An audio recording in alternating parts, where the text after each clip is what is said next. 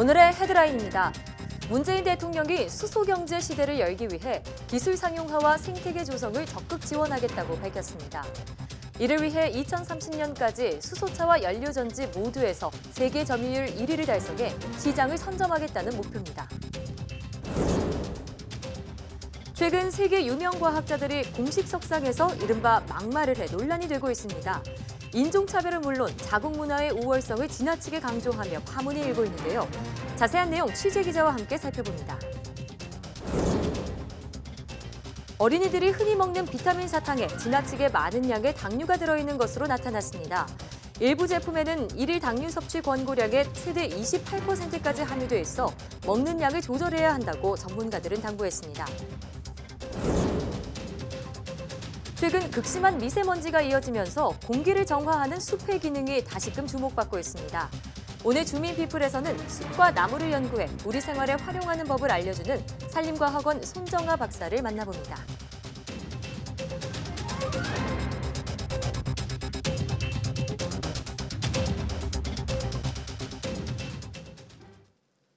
여러분 안녕하십니까? 사이언스 투데이입니다. 문재인 대통령은 수소 경제를 새로운 성장 동력으로 꼽고 확고한 지원 의지를 밝혔습니다.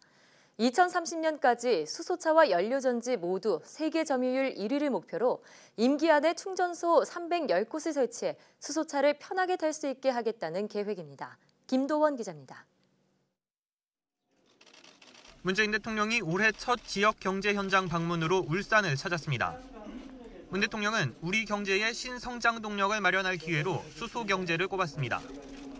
에너지원을 석유에서 수소로 바꾸는 혁명적 변화로 수소의 생산과 저장, 활용 등 전 분야에 걸쳐 새로운 일자리를 창출할 수 있다는 겁니다. 또 우리는 세계 최초의 수소차 양산 성공 등 세계적 기술을 갖고 있고 수소 생산 능력도 충분하다며 세계 시장 선점을 강조했습니다. 2030년 수소차와 연료전지에서 모두 세계 시장 점유율 1위를 하는 것이 우리의 목표입니다. 문 대통령은 수소 경제 시대를 열기 위해 핵심 기술 상용화를 지원하고 산업 생태계 조성을 위해 제도를 정비하겠다고 밝혔습니다. 또 내후년부터 경찰버스 800여 대를 수소버스로 바꾸는 등 수소차 보급을 확대하고 충전소도 임기 내 310개로 늘리는 등 시장을 창출할 계획입니다. 이렇게 하면 오는 2030년까지 수소 경제의 효과는 25조 원, 일자리는 20만 명 수준으로 확대될 거란 설명입니다. 다행히 우리의 강점과 가능성이 무궁무진합니다. 전통 주력 산업인 자동차, 조선, 석유화학과 연계해서 수소 경제를 선도해 나갈 수 있습니다. 문 대통령은 수소는 어디서나 구할 수 있는 자원으로 에너지 안보에도 기여할 거라고 밝혔습니다. 또 수소차는 미세먼지 정화 효과도 있어 목표대로 수소차가 보급되면 오는 2030년까지 현재 발생량의 10%를 줄일 수 있다고 덧붙였습니다. YTN 김도원입니다. 지난해 정보통신기술 ICT 산업 수출이 2,204억 달러로 역대 최대로 집계됐습니다. 과학기술정보통신부는 지난해 ICT 수출 금액이 전년보다 11.5% 증가한 2,204억 달러로 무역 수지 역시 1,132억여 달러 흑자를 기록해 역대 최고라고 밝혔습니다. 품목별로는 반도체 수출이 1,281억 달러로 전년보다 28.6% 증가해 단일 품목으로는 처음으로 1,200억 달러를 돌파했습니다. 다만 휴대전화 수출액은 전년보다 23.2% 감소하고 LCD도 전년 대비 21% 줄었습니다. 지역별로는 ICT 최대 수출 상대국인 중국에 대한 수출이 1,193억 달러로 전년보다 14.4% 증가했고 베트남과 미국도 각각 전년 대비 8.1%와 13.2%씩 늘었습니다. 새로운 제품이나 서비스가 출시될 때까지 일정 기간 기존 규제를 면제 또는 유예해주는 규제 샌드박스 제도가 본격 시행에 들어갑니다. 특히 ICT 분야처럼 기술 발전 속도가 빠른 산업은 이런 규제 완화 제도를 적극적으로 활용해야 경쟁력을 키울 수 있습니다. 보도에 김현우 기자입니다.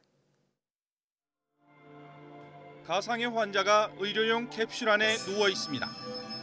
인공지능 기술을 통해 환자의 몸 상태가 자동으로 분석되고 무릎 수술을 진단합니다. 이후 원격 로봇 수술이 이루어집니다.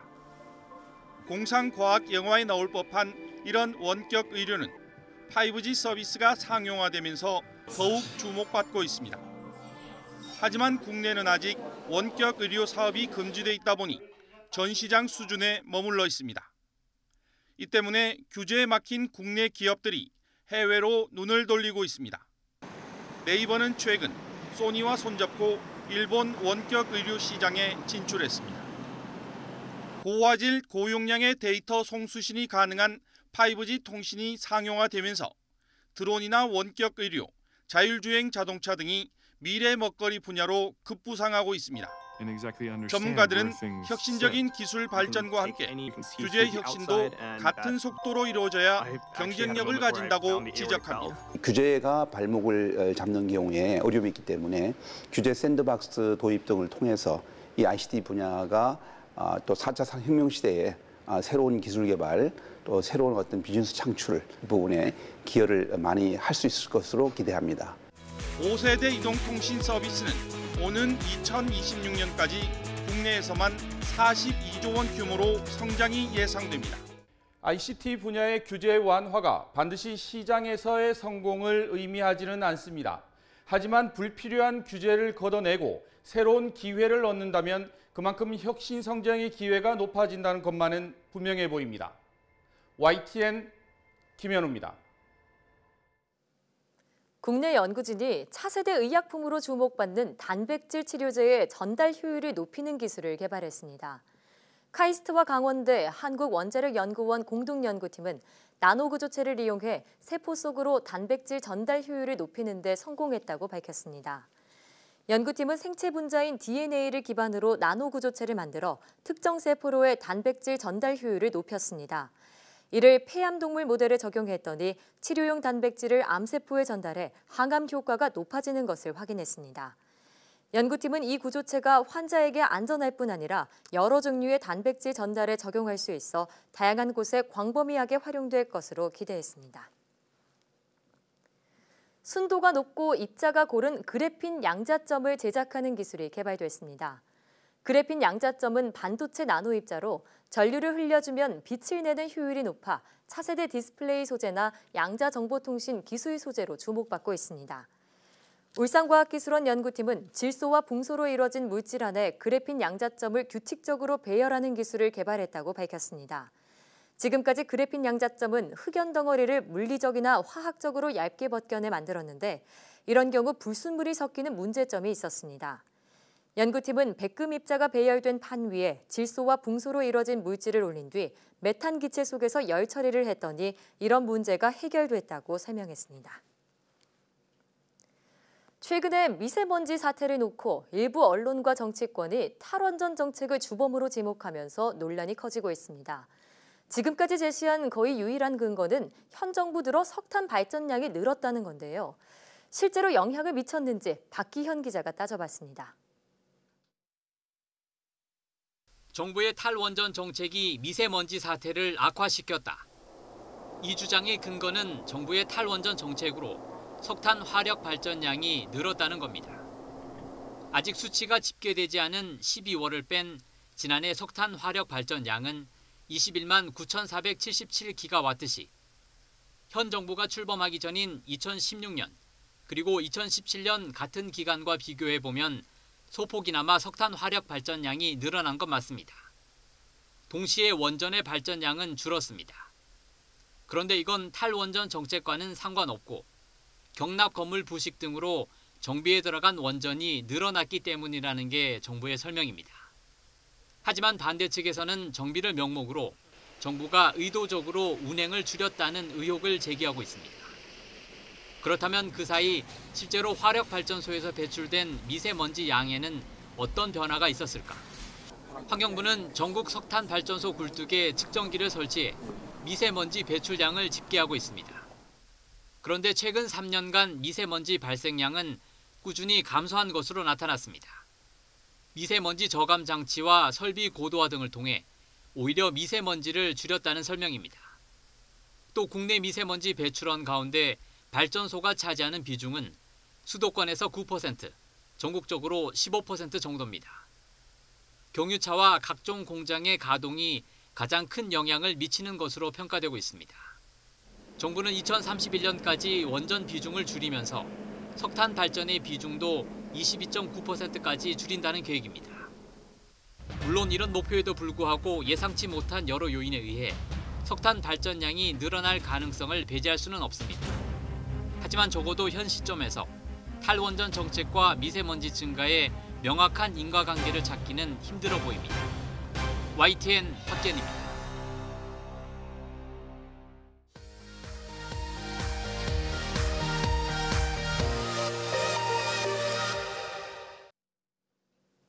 화제의 뉴스를 골라 과학 기자의 시선으로 분석하는 과학본색 시간입니다. 스튜디오에 최소라 기자 나와 있습니다. 어서 오세요. 안녕하세요. 네, 오늘은 어떤 이야기 나눠볼까요? 네, 요즘 과학계가 이 막말 파문으로 굉장히 시끄러운데요. 이 저명한 과학자들이 공식 석상에서 한 말들이 논란을 불러일으키고 있습니다. 네. 어떤 막말인지 오늘 살펴보도록 하겠습니다. 막말이라고 표현을 하셨는데 대체 무슨 말을 했길래요? 네, 이 막말의 첫 번째 주인공은 제임스 왓슨이라고 이 DNA의 아버지라고도 불리는 사람인데요. 이 DNA가 이중나선 구조로 돼 있다는 사실을 이 왓슨이 처음으로 밝혀내서 지난 1962년에 노벨 생리의학상을 받았는데요. 네. 이 사람이 프랜시스 크릭과 함께 발견했기 때문에 이 DNA 이중나선을 왓슨 크릭 모델이라고도 부릅니다. 그렇기 때문에 이 중고등학교 생물 시간에 제임스 왓슨이 꼭 등장하는 인물이기도 합니다. 이 저명한 과학자 왓슨을 다룬 미국 다큐멘터리가 지난 2일 방송됐는데요. 여기서 나온 왓슨의 발언을 살펴보겠습니다. 이 백인과 흑인의 그 평균 IQ에는 차이가 있다. 내 생각에 이것은 유전적인 거다. 이런 내용이었습니다. 이거는 굉장히 인종차별적이고 또 백인 우월적인 발언 아닌가요? 네, 그렇습니다. 이 왓슨은 과거에도 이런 인종차별적인 발언을 한 적이 있는데요. 이 방송에서 질문자가 그때와 생각이 바뀌었냐라고 질문했던 데에다가 전혀 아니다라고 답하고 나서 이 앞서와 같이 밝힌 겁니다. 아, 그러니까 과거에도 이런 발언을 했다면 이번이 처음이 아니라는 얘기네요. 네, 그렇습니다. 지난 2007년에 왓슨은 인종차별적 발언으로 큰 곤욕을 치른 적이 있습니다. 이 아프리카의 미래가 비관적이다. 이 아프리카 현재의 모든 사회 정책이 아프리카 사람의 지능이 우리 즉 백인의 지능과 같다는 데 기반을 두는데 사실은 그렇지 않다거나 아니면 흑인 직원을 다뤄본 사람은 모든 사람이 평등하게 태어나지는 않았다는 것을 알 것이다. 이런 내용들이었는데요. 이게 사실 공식 인터뷰는 아니었고요. 2007년 당시에 왓슨이 안식년을 보내고 있을 때 당시에 나왔던 말인데 이 왓슨 실험실에서 일했던 여성이 왓슨 부부와 함께 한 1년 정도 같이 지낸 적이 있었다고 합니다. 그런데 이 여성이 왓슨이 이렇게 말하는 걸 녹음을 했고요. 이 말이 영국 언론의 기사화가 된 겁니다. 이 왓슨은 나중에 이 기사를 보고 아차 싶었다고 하는데요. 왓슨은 그때 그 여성이 기자인 줄도 몰랐고 딸 같아서 그런 말을 했다 이렇게 말을 했고요. 당시 방송에 나와서 뭐 그런 생각, 즉 인종차별적인 생각을 가진 것은 맞느냐라는 질문에 그런 생각을 한 거는 맞지만 이렇게 공공연하게 밝힐 생각은 없었다 이렇게 답을 했습니다. 그리고 또 이어서 사람들에게 상처 주고 싶지 않았다. 뭐 자신은 뭐 흑인을 좋아한다. 그리고 이어서 백인과 흑인 사이에 차이점이 존재한다면 그걸 어떻게 더 좋게 만들까 생각해 보아야 한다 이렇게 말했습니다. 그러니까 차이가 있다는 걸 부정하지는 않았네요. 그렇습니다. 사실 이거는 잘 이해가 가지 않는 해명이거든요. 네, 그렇습니다. 이 왓슨이 이런 말을 한 근거에는 이 당시에 미국에 살고 있었던 흑인과 백인, 아시아인 등의 IQ 테스트 점수 결과였습니다. 이 당시 흑인의 IQ가 가장 낮았고 이 백인과 아시아인의 IQ가 높았다는 결과였는데요. 이 IQ 테스트가 타고난 지능 등을 재는 완벽한 척도는 아니잖아요. 네, 맞습니다. 네, 게다가 당시 흑인과 백인의 성장 환경은 굉장히 차이가 컸죠. 이런 환경적 요소를 다 무시하고 IQ 테스트 점수라는 편협한 점수만 놓고 이런 차이가 유전 때문이라고 하는 건 이 과학의 기본과 굉장히 떨어져 있어 보입니다. 네. 자, 그래서 2007년에 처음 그런 발언을 했을 때 왓슨은 어떻게 됐나요? 이 발언이 파장이 컸을 것 같은데요. 네, 맞습니다. 네, 기사 직후 왓슨은 거의 40년 가까이 몸담았던 연구소에서 해고당했는데요. 이 연구소가 미국 콜드스프링 하버 연구소라고 하는데요. 이 연구소가 공공 연구기금을 받는 연구소였습니다. 당시에 사람들이 이런 공공 연구기금을 받는 연구소가 왓슨 같은 생각을 가진 사람을 데리고 있어도 되겠느냐 항의 전화를 굉장히 많이 했다고 하고요. 그랬을 것 같네요. 네, 이후 왓슨은 대중 강연도 끊겼고요. 재직하고 있던 이 기업의 이사회에서도 쫓겨난 등 거의 과학계에서 퇴출당했다고 보여집니다. 결국 이렇게 생활고에 시달리다가 2014년에는 노벨상으로 받았던 메달을 경매에 내놓기도 했습니다. 이때 러시아 부호가 이 메달을 무려 53억 원의 낙찰을 받고서 왓슨에게 메달을 다시 돌려주기는 했지만요. 예, 자, 그렇게 호되게 당한 바가 있는데 얼마 전에 방송된 다큐멘터리에서 또 비슷한 발언을 했다고요. 이번에도 역시나 논란이 컸을 것 같은데요. 네, 그렇습니다. 이 콜드스프링 하버 연구소는 지난 13일에 왓슨에게 이제까지 부여했던 모든 타이틀과 이 남아있던 명예직마저 박탈한다고 발표를 했습니다. 이 연구소가 낸 성명문을 보면요. 이 왓슨 박사가 언급했던 근거 없고 무책임한 내용은 우리 연구소의 입장과는 전혀 다르다 이렇게 나옵니다. 또 이 연구소가 지금의 명성을 얻게 된 데는 이 왓슨이 결정적인 역할을 했다는 평가가 나오는데도 이런 파격적인 결정을 내린 건데요. 그 배경에는 이 연구소의 역사가 자리 잡고 있어 보입니다. 지난 1920년대에 이 연구소의 생물 연구를 이끌던 팔스 데븐포트라는 과학자가 있었는데요. 이 사람이 우생학을 믿었습니다. 우생학을요? 네, 우생학이라는 건 이 열성인 사람을 거세하고 우성인자를 많이 가진 사람만 자손을 낳게 하면 인류 전체가 발전한다 이렇게 믿었던 건데요. 이 열성인 사람을 거세하고 뭐 이렇게 이런 것들 때문에 1930년대 나치가 이 우생학을 받아들여서 장애인이나 유대인 등을 학살하는 그런 일이 있었죠. 네. 이렇게 과학자들의 잘못된 믿음이 정치에 이용이 되면 얼마나 치명적인 결과가 발생하는지 이 연구소는 경험을 통해 알고 있었기 때문에 이런 단호한 결정을 내린 것으로 보입니다. 네, 그래서 아예 인연을 끊기로 한 거군요. 네, 그렇습니다. 아무래도 이런 우생학이 가져온 결과로부터 자유로울 수 없는 연구소이기 때문에 더더욱 강경하게 대처를 한 걸로 보이는데요. 이 왓슨 외에 과학계를 뒤흔든 또 다른 막말이 있다고요? 네, 그렇습니다. 이번에는 인도 과학자들의 막말인데요. 네. 최근 인도 과학회의협회라고 열렸는데 여기서 나게슈와르 라오 안드라데 부총장이 이 컨퍼런스에서 수천 년 전에 인도에서 줄기세포가 연구됐었다 이렇게 주장을 했습니다. 네, 줄기세포가 수천 년 전에 인도에서 연구가 됐다고요. 사실 줄기세포는 최근 들어도 연구가 활발하게 이루어지고 있고 아직도 밝혀지지 않은 부분이 있는데 좀 맞지 않는 말 아닌가요? 네, 그렇습니다. 먼저 줄기세포에 대해서 설명을 드리면 이 줄기세포는 다양한 신체 조직으로 분화할 수 있는 이 미분화 세포인데요. 이 줄기세포라는 용어를 처음 제안한 사람은 1908년에 러시아 생물학자 막시모프였고요. 줄기세포 이론이 처음 확립된 것은 이 1961년에 캐나다 토론토 대학 연구진에 의해서였습니다. 그런데 앞서 말했듯이 라오 부총장이 저런 주장을 한 거죠. 그것도 공식 석상에서요. 네. 라오 부총장은 줄기세포랑 이 시험관 기술 때문에 한 어머니에서 왕족 100명이 나왔다 이렇게 말을 했고요. 이게 무슨 소리죠? 네, 이게 즉 힌두교의 2대 서사시 중 하나인 마하바라타 신화에 기반해서 저런 주장을 한 거라고 합니다. 네, 이게 신화에 기반한 거라는데요. 인도 인사의 막말은 여기서 끝나지 않고 이날 같은 회의에 참석했던 한 대학 교수가 이 아이작 뉴턴과 알베르트 아인슈타인을 비판을 하기도 했습니다. 뭐라고 했나요? 네, 뉴턴이 중력을 제대로 이해하지 못했고 또 아인슈타인의 이론이 틀렸다 이렇게 주장을 했는데요. 또 이어서 이 중력파를 인도의 현 총리 이름인 나렌드라 모디파로 바꿔야 한다 이런 발언을 하기도 했습니다. 네. 그런데 이게 더 심각한 문제인 게 아무래도 성인이라면 믿지 않을 것 같은데 어린이를 대상으로 이런 내용을 강연하기도 했다고요? 네, 그렇습니다. 이 전 세계의 어린이들이 모여 있을 때 5,000명을 대상으로 이들이 강연을 했다고 하고요. 이 강연 영상은 유튜브에도 현재 올라와 있는 상태입니다. 그렇군요. 정말 사람들이라면 믿지는 않을 것 같은데 파장은 클 것 같습니다. 어떤 결과를 나왔나요? 네, 인도 내에서조차 매우 큰 우려를 표하는 그 성명문들도 발표됐는데요. 인도 과학회의협회 사무총장이 우리는 그들의 견해를 지지하지 않는다라면서 책임 있는 이들이 그런 종류의 표현을 했다는 점에서 심각하게 우려된다 이렇게 말을 했습니다. 네, 인도의 한 교육단체도 성명문을 냈는데요.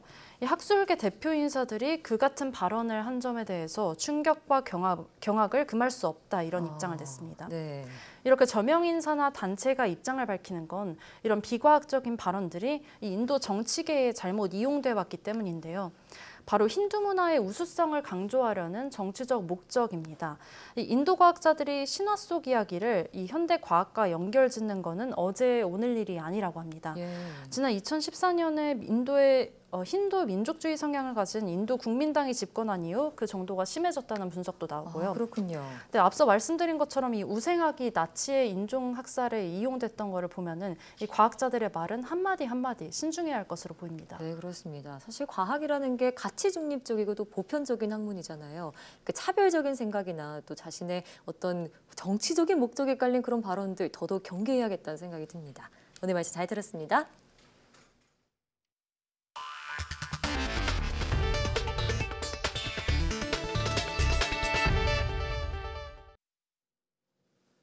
부모가 모두 근시로 안경을 낀다면 자녀도 근시일 가능성이 커진다는 연구 결과가 나왔습니다. 삼성 서울병원과 가톨릭대 의대 연구팀은 국민건강영양조사 자료를 바탕으로 5살에서 18살 사이의 소아청소년 3,800여 명과 부모의 시력을 분석한 결과 이렇게 나타났다고 밝혔습니다. 연구 결과 부모 둘 다 근시가 없는 경우 자녀의 근시 비율은 57.4%였으며 부모 모두가 근시면 아이들의 근시 비율은 68.2%로 높아졌습니다. 자녀에게서 고도근시가 나타날 확률도 부모 중 한 명만 고도근시일 때는 2.6배 정도 높아졌지만 부모 모두 고도근시면 11.4배까지 높아졌습니다. 연구팀은 자녀의 시력 변화가 최소화할 수 있도록 어릴 때부터 전문의의 검진과 함께 유해 환경을 차단하는 것이 좋다고 설명했습니다. 어린이 비타민 사탕의 당류 함량이 지나치게 높아 섭취 시 주의해야 한다는 지적이 나왔습니다. 한국소비자원이 온라인몰에서 판매되는 어린이 비타민 캔디 20개 제품을 조사한 결과 1회 섭취량의 당류 함량이 식약처의 어린이 1일 가공식품 담요 섭취 권고량의 10에서 28%에 달했습니다. 또 건강기능식품으로 분류된 11개 제품은 당분 함량 표시가 없었고 일반 캔디로 분류된 7개 제품은 건강기능식품으로 오인할 수 있도록 표시하고 있는 것으로 나타났습니다. 소비자원은 어린이 때 당류를 과다 섭취하면 비만 등에 걸릴 뿐 아니라 나중에 성인병으로도 연결될 수 있다며 비타민 보충이 목적일 경우 먹는 양을 조절하라고 당부했습니다. 어렸을 때 전자제품에 대한 호기심으로 물건을 분해해본 경험 있으실 텐데요. 버려지는 전자제품을 분해하고 다시 조립해서 어린이들의 상상력을 키울 수 있는 전시가 마련됐습니다. 요즘 미세먼지 때문에 바깥 활동하기 꺼려지는데요. 방학을 맞은 자녀들과 함께 실내에서 열리는 과학관 체험전 들러보시는 것도 좋겠습니다. 이혜리 기자입니다. 눈을 보호할 안경을 쓰고 장갑까지 낀 어린이. 한 손엔 드라이버를 들고 CD 리더기를 분해하기 시작합니다. 과연 내부는 어떻게 생겼을까? 낯선 전자기기 내부를 난생 처음 들여다볼 생각에 표정이 사뭇 진지해집니다. 해보고 싶다 그렇게 생각이 들어서 왔는데 이게 해보니까 이상한 게 되게 많아서 신기했어요. 분해된 키보드 버튼 하나하나를 직접 만져보니 집에 있는 물건에 대한 소중함까지 느껴집니다. 물건들을 보니까 좀 아깝고 다시 쓰면 좋을 것 같고. 버려진 마우스와 키보드부터 냉장고와 세탁기까지 이번 전시에는 폐전자제품 20여 가지가 사용됐습니다. 폐기된 물품을 재활용센터 등에서 들여와 세척한 뒤 체험에 사용하고 있는 겁니다. 분해 과정에서 창작 전문가의 도움을 받아 전자제품의 작동 원리도 배울 수 있습니다. 이미 만들어지고 포장된 것들을 사용하는 데 익숙해져 있는데 그것을 해체해서 분해를 하다 보면 실은 과거에서부터 계속 축적되어 온 과학기술이 어떤 부품의 형태로 다 녹아들어가 있어요. 근데 그런 것들을 눈으로 확인하는 것만으로도 되게 큰 체험의 기회가 되지 않을까. 분해된 부품들은 어린이들의 창의력과 만나 새로운 예술품으로 탄생하기도 합니다. 버려지는 전자제품의 새 가치를 발견하고 어린이들의 호기심을 키워줄 이번 체험전은 오는 27일까지 계속됩니다. YTN 사이언스 이혜리입니다. 꽃이 피면 벌이 날아들기 마련이죠. 이렇게 꽃 주위를 날아다니는 벌에 센서를 부착해 농장을 관리할 수 있도록 하는 기술이 등장했습니다. 어떤 모습인지 화면으로 함께 만나보시죠. 꽃 위를 자유롭게 날아다니는 꿀벌. 샛노란 빛깔의 털이 인상적인 호박벌인데요. 그런데 자세히 들여다보니 벌이 작은 배낭을 메고 있습니다. 몸통에 붙어있는 배낭은 다름 아닌 벌의 위치를 추적하고 온도와 습도, 조도를 감시하는 센서인데요. 무게는 약 102mg, 쌀 7알의 무게와 비슷한 수준으로 벌의 몸집을 고려해 설계됐습니다. 고성능 배낭 센서를 맨 벌이 농장 주위를 날아다니면 벌의 위치와 그 주변 환경을 분석할 수 있는 정보가 수집되는데요. 이 센서를 구동하기 위해 탑재된 배터리의 작동 시간도 무려 7시간에 달합니다. 계속 조종해야 하는 드론보다 훨씬 오래 비행하면서 필요한 정보를 간편하게 모을 수 있는 건데요. 수집된 정보는 인근 안테나의 전파를 이용해 무선으로 전송됩니다. 이 센서는 농장의 환경을 수시로 관리해야 하는 농가의 수고를 덜어주기 위해 개발됐는데요. 요즘 벌 개체 수가 계속 줄어서 걱정인데 이 센서를 활용해 벌의 생태를 분석한다면 벌을 위협하는 요인이 무엇인지 분석하는 역할도 톡톡히 할 수 있을 것으로 기대됩니다.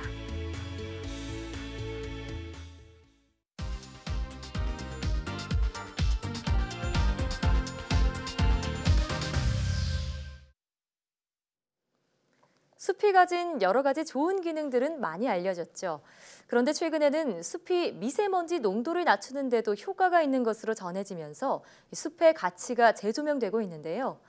오늘 주민피플에서는 숲과 나무를 연구하는 국립산림과학원 도시숲연구센터의 손정아 박사를 모시고 자세한 얘기 나눠보겠습니다. 어서 오세요. 안녕하세요. 네, 반갑습니다.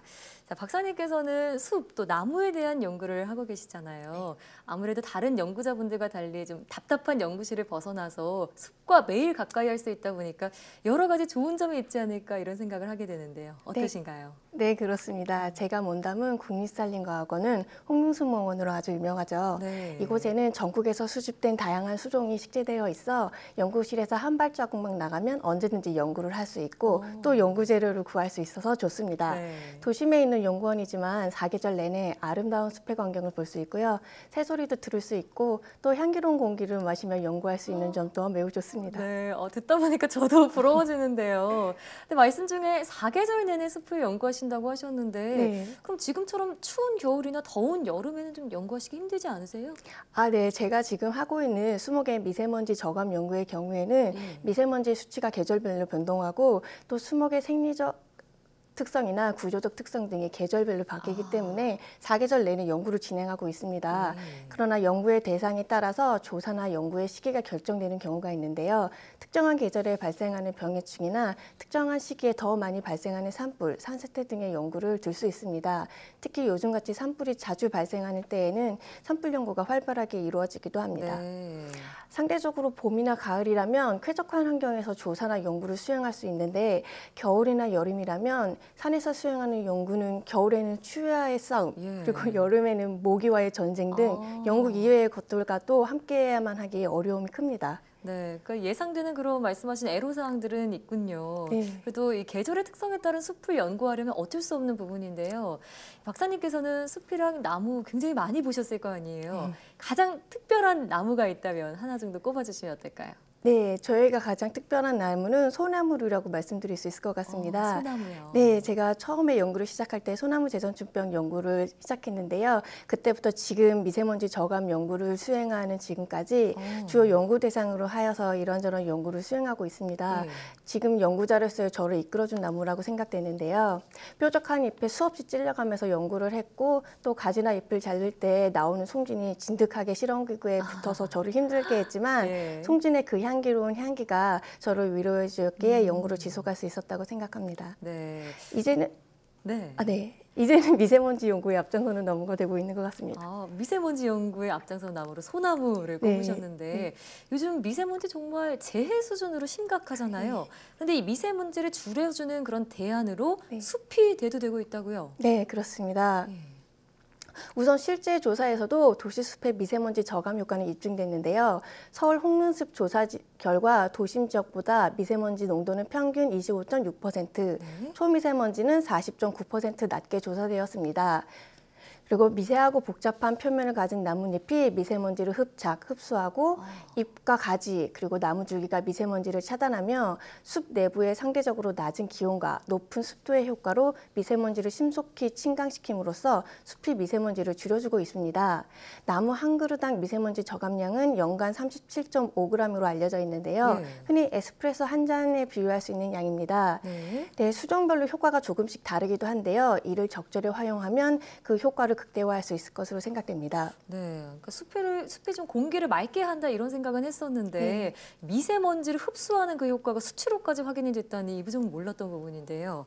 자, 그럼 혹시 미세먼지를 줄이는데 특히나 더 효과가 있는 그런 수종이 따로 있을까요? 네, 그렇습니다. 미세먼지를 줄이는 데 효과가 큰 수종이 있고요. 저희 국립산림과학원 도시숲연구센터의 연구진들이 국내에서 실제로 심고 있는 나무 322수종을 대상으로 가지나 잎의 밀도, 잎의 복잡성, 잎의 크기, 잎의 표면 특성 등을 기반으로 수종별 미세먼지 저감 능력을 세분화하여 발표하였습니다.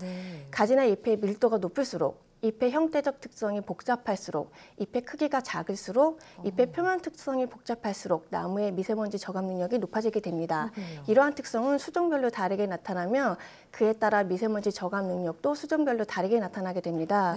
소나무의 경우를 예를 들자면 소나무는 가지나 잎의 밀도가 조밀한 편이고 잎의 형태적 복잡성이 아주 높으며 잎의 크기가 작은 편이고 잎의 표면 특성도 복잡한 편으로 미세먼지 저감 능력이 매우 우수한 수종 그룹에 속합니다. 저는 그냥 막연하게 생각했을 때 나무의 잎이 조금 넓을수록 또 미세먼지를 많이 흡수하지 않을까 생각했었는데 그 반대군요. 네, 그렇습니다. 그렇군요. 이 소나무 이제 저한테도 좀 특별한 나무가 될 것 같다는 생각이 드는데요. 자, 그럼 미세먼지 저감 효과가 뛰어난 나무들 어떤 것들이 또 있을까요? 키 큰 나무를 예를 들자면 소나무나 잣나무, 향나무 등이 미세먼지 저감 효과가 아주 우수하고요. 낙엽지는 낙엽 수종 중에서는 낙엽송, 느티나무, 밤나무 등도 아주 우수합니다. 또 울타리로 많이 사용되는 관목류 중에서는 두릅나무, 산철쭉이 미세먼지를 줄이는데 특히 효과적인 것으로 알려졌습니다. 그렇군요. 근데 우리가 보통 도심 속에서 아파트 생활을 하기 때문에 방금 말씀해 주신 그런 나무들을 키울 수는 없잖아요. 그러니까 집에서 쉽게 기르면서 집의 공기를 좀 맑게 해줄 수 있는 그런 식물들 추천해 주실 수 있다면요? 일단 수호초나 아이비, 양지꽃 등을 예를 들 수 있을 것 같은데요. 그렇지만 햇볕이 상대적으로 적은 집에서도 잘 자랄 수 있는 모든 수종이 공기정화 효과에 있을 것으로 생각됩니다. 나무는 기본적으로 대기정화 기능을 가지고 있고 또한 미세먼지 저감 기능도 가지고 있기 때문입니다. 다만 나무들이 건강하게 자랄 때 그 효과가 극대화되므로 물주기나 잎에 먼지 닦아주기 등 관리를 잘 해주는 것이 중요할 것입니다. 네, 저는 집에 이미 스투키 화분을 키우고 있는데 오늘 말씀해 주신 그런 화분들도 키워봐야겠습니다. 자, 박사님께서는 나무와 숲의 소중함을 연구하고 계신 분이니만큼 이 숲의 중요성, 그 가치를 한 번 더 강조해 주신다면 좋을 것 같은데요. 네, 나무와 숲은 우선 대기질 개선뿐만 아니라 잘 아시겠지만 산소 생산이나 온실가스를 흡수하고 또 열섬 완화 효과와 같은 대도시의 필수적인 중요 기능을 수행할 수 있습니다. 또 소위 힐링하고 싶을 때 산을 찾는 분들도 많이 계시잖아요. 그만큼 산림은 치유 효과도 갖고 있습니다. 뿐만 아니라 토사 유출 방지라든지 토사 붕괴 방지와 같은 기능도 갖고 있고요. 생물 다양성이나 산림 동물 보호 기능도 가지고 있습니다. 이러한 기능을 돈으로 환산하면 2014년 기준 126조 원이 되는 것으로 나타났습니다. 그러나 돈으로도 살 수 없는 소중한 이 기능들을 해낼 수 있는 것은 나무와 숲밖에 없을 것으로 생각됩니다. 맞습니다. 또 최근에 좀 지방자치단체에서도 도심 숲을 조성하려는 그런 움직임이 커지고 있는데 이런 거에 대한 영향도 분명히 좋겠죠. 네, 아무래도 이 지방자치단체 노력도 중요하겠지만 시민들 숲을 아끼려는 그런 노력도 함께 뒷받침돼야 하지 않겠습니까? 맞는 말씀이십니다. 네, 자 지금까지 국립산림연구원 도시숲연구센터 손정아 박사와 함께 이야기 나눠봤습니다. 오늘 말씀 잘 들었습니다. 네, 감사합니다.